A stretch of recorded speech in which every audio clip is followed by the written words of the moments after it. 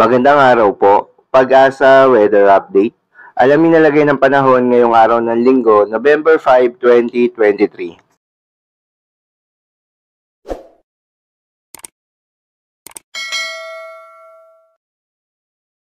Magandang umaga mula sa Pag-asa Weather Forecasting Center.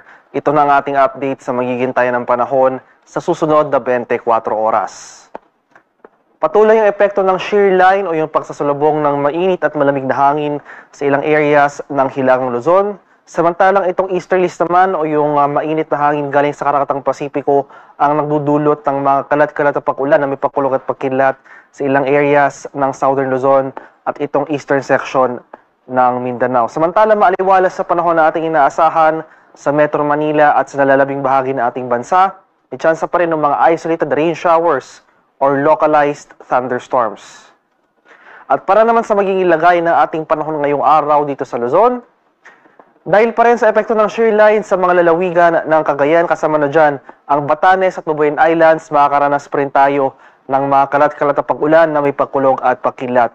Same weather conditions rin ating inaasahan sa areas ng Palawan at Calayan Islands, bunsod naman ng easterlies o yung mainit na hangin galing sa Karakatang Pasipiko. Kaya sa mga nabanggit na lugar, maging handa at alerto tayo sa mga banta ng biglang pagbaha at pagguho ng lupa, lalong-lalo na kung tuloy-tuloy ang pag-ulan na ating mararanasan. Samantalang sa Metro Manila and the rest of Luzon, ay generally fair weather conditions sa ating inaasahan, mainit at malinsangan sa umaga hanggang sa tanghali, pagsapit ng hapon hanggang sa gabi, maghanda pa rin tayo sa mga biglang buhos ng ulan na dulot ng localized thunderstorms.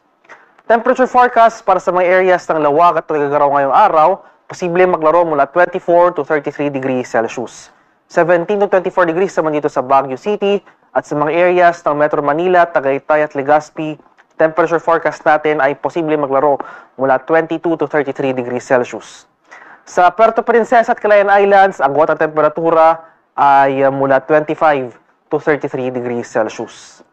Sa bahagi naman ng Visayas at Mindanao, patuloy na makakaranas ng mga pag-ulan ang silangang bahagi ng Mindanao, bunsod rin ng easterlies o yung mainit na hangin galing sa Karakatang Pasipiko. Samantalang sa buong Visayas at sa nalalabing bahagi ng Mindanao ay maliwalas na panahon na rin na ating inaasahan. Generally, fair weather conditions, maganda pa rin tayo sa mga tsansa ng isolated rain showers or localized thunderstorms. Temperature forecast para sa mga areas ng Visayas ngayong araw, posible maglaro mula 26 to 32 degrees Celsius. At sa bahagi naman ng Mindanao, temperature forecast natin ay posibleng maglaro mula 24 to 33 degrees Celsius. At sa kalagay naman ng ating karagatan, wala pa rin nakataas na gale warning sa anumang baybay ng ating kapuluan.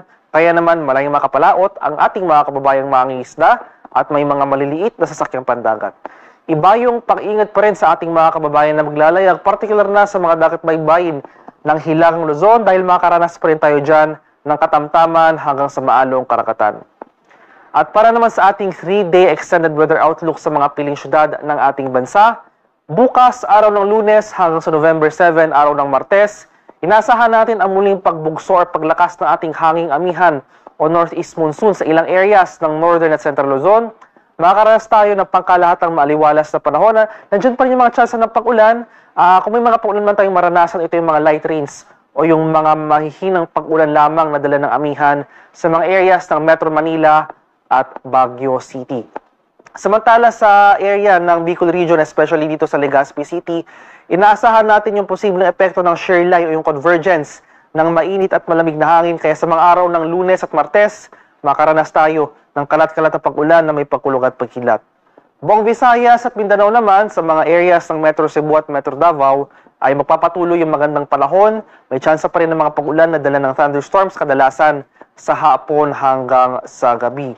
At pagsapit naman ng November 8, araw ng Miyerkules, inaasahan natin bahagyang hihina or magre-recede yung epekto ng hanging amihan sa ilang areas ng Central Luzon. Kaya pagsapit ng Miyerkules sa syudad ng Metro Manila, makakaranas muli tayo ng mataas na tsansa ng mga localized thunderstorms pagsapit ng hapon hanggang sa gabi. Gayun pa man, magpapatuloy yung epekto ng amihan sa malaking bahagi ng Northern Luzon. Kaya sa Baguio City, nandyan pa rin yung mga tsansa ng mga kaulapan at mahihinang pag-ulan. Sa bahagi naman ng Legazpi City, sa araw ng Miyerkules, magpapatuloy yung epekto ng shear line, kaya makakaranas pa rin tayo ng mga kalat-kalat na pag-ulan na may pagkulog at pagkilat sa nabanggit na lugar. At magpapatuloy rin yung magandang panahon sa Metro Cebu sa araw ng Miyerkules. At sa Metro Davao area at sa eastern section pa ng Mindanao, inaasahan natin yung posibleng epekto ng trough o extension ng isang low pressure area na posibleng mabuo sa labas ng ating Philippine Area of Responsibility. Kaya sa araw ng Miyerkules sa eastern section ng Mindanao, makakaranas tayo ng mataas na tsansa ng kaulapan at mga kalat-kalat na pag-ulan, pagkulog at pagkilat.